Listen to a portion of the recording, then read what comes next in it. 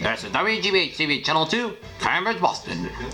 And it's time now for Louis Lyons News and Comment, Monday, July 4th, 1916. Here now, Louis Lyons. Good evening, everybody. I'm Louis Lyons, and here's what's happening. Mayor John F. Collins, in his inaugural address today, warned 21,000 city employees not to expect to pay a fringe benefits from his administration. This one of austerity in city government was the keynote of Boston's first new mayor in 10 years as he was sworn into office before 3,500 persons overflowed Symphony Hall. Chief Justice Raymond S. Wiggins of the Supreme Judicial Court administered the oath as Mayor Collins became the 52nd Chief Executive of Boston. As he took office, Collins said, "All concerning no possibility of general pay increases or increases in so-called fringe benefits until the city's financial household will be put in order. In our interest, who knows." The Collins family of Jamaica plane was introduced to public life with a flourish today. The excitement of the inaugural day began with a straight Cadillac police escorted procession along Boston streets. It was climaxed in a glittering inaugural at Symphony Hall. Mayor John F. Collins and his wife and his kids were there, smiling right as Mayor Collins, their father, is inaugurated as the new mayor of the city of Boston. Here are Mayor Collins' goals for the city of Boston as he takes over as mayor. No pay increase or hike fringe benefits, payroll reduction for no hire policy, mandatory cuts in police and school budgets, state aid for welfare costs, establishment of a municipal motor pool, and support of a sales tax. And this is a photo is Chief Justice Raymond S. Wiggins of the Supreme Court Judicial Court administered the oath of office to Mayor John F. Collins. In rear are Mrs. Collins, City Clerk Walter Malley, and Bishop Athenagoras of the Greek Orthodox Church.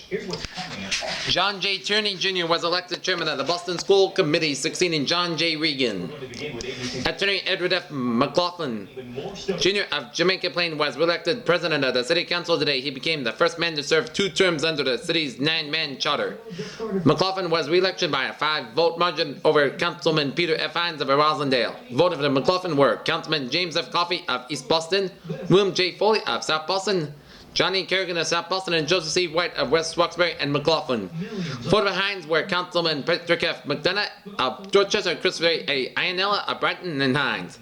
The only new councilman to take office, John Patrick Connolly of Dorchester, voted for Coffey as president. The Cambridge City Council were sworn in today and failed to elect a mayor during its first order of business and will try again tomorrow. Former Mayor Erdeday Crane received 4 votes from the 9-member council. He needed 5 votes for appointment.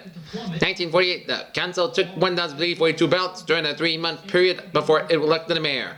The mayor, under the city's planning government, receives $5,000 annually and is entitled to a chauffeur-driven car. Actual resident of the city is invested in its office of city manager John J. Curry. Voted for Crane, who cast a ballot for himself, were Joseph A. D. Guglielmo, Mrs. Cornelia B. Wheeler, and Mrs. Pearl K. Wise. These are 4 new Boston mayors of Greater Boston mayors wind up their business activities today before taking office as mayors of their respective cities. Upper left is Harold W. Wells of Somerville, a jeweler. John P. Donnelly of Malden. Upper right, a lawyer. John F. Gilligan Jr.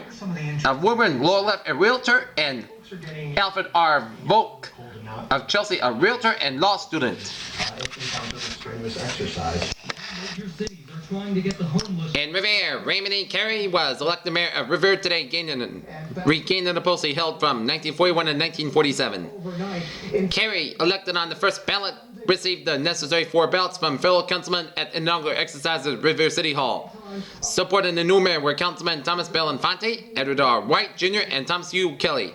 3 other councilmen, Carmine DiPietro, Daniel Smith, and Joseph D. Carlo, voted for themselves. 2 years ago, the council set somewhat of a record when it required 401 ballots and 12 meetings to elect a mayor. Carey, the new chief executive, is a Revere Beach concessionaire. Washington, the Marathon Steel dispute was settled today. Increases in wages and benefits were estimated by the union to be equal to 39 cents an hour, spread over the next 2.5 years. Union management reached a settlement based on a recommendation by Vice President Richard M. Nixon and Secretary of Labor James P. Mitchell. Mitchell announced it after presenting over a 22-hour day-night bargaining session that started at 11 a.m. on Sunday. Details were withheld pending formal ratification, but it was learned that the settlement provided for a package increase in wages and benefits expiring in mid-1962. 14 cents will be in higher regular hourly wage rates, 7 cents on July 1st this year and 7 cents more on July 1st, 1961. The rest of the 39-cent package. Lining streets and growing into miniature mountain. A public hearing involving 2 men holding both city and state jobs erupted into verbal fireworks again today. The principal attacking this were Public Safety Commissioner J. Henry Gogan and former Attorney General Francis E. Kelly. Kelly is represented in James F. O'Leary, 41 of Brighton, and Edward C. O'Malley, 39 of Dorchester. The steel settlement gave the stock market a lift today. The Dow Jones Industrial Average went above its previous peak as steels gained sharply in the rails followed suit. And in Albany, It's an historic building that caught fire during the storm. Governor Rockefeller, who spurned a clash with Vice President Nixon for the Republican presidential nomination today, kept the door open for a possible draft. The New York governor said his withdrawal from primary battles for the nomination did not preclude further trips throughout the country. In answer to the reporter's question to whether he would accept it. In sports tonight, the Boston Celtics will be at the Boston Garden taking on the Syracuse Nationals at the Garden, while in college hockey, BU take on Colby for Maine and BC take on Northeastern. Now to my comment.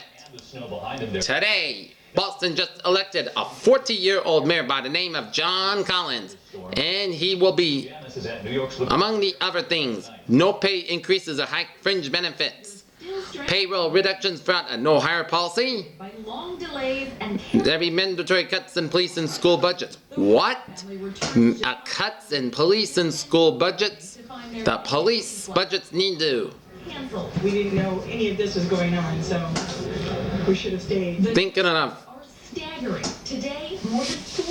the police budgets that will serve our city to protect from crime and punishment, and school budgets that will keep our kids safe as they study for their education and what the future might hold for them.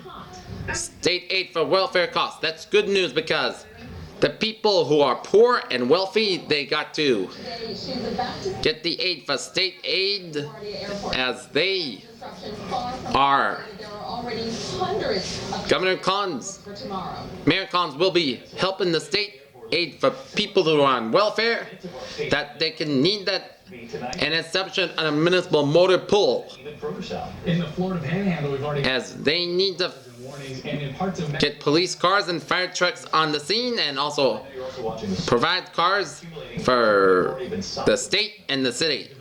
In the support of a sales tax on things from clothing and food and all sorts of things that you buy.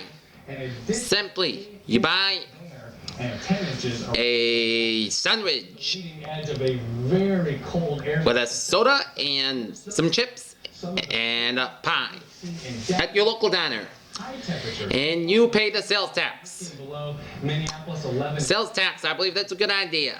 12 below for a high temperature Monday afternoon. And 15 below in Minneapolis on Monday. You gotta wonder, is that a record? It's very close to a John Collins needs to record low high temperature. support This is cold that hasn't been seen in decades. local police and needs to support the schools. And one other note on the weather. That's Louis Land News coming up in a few minutes will be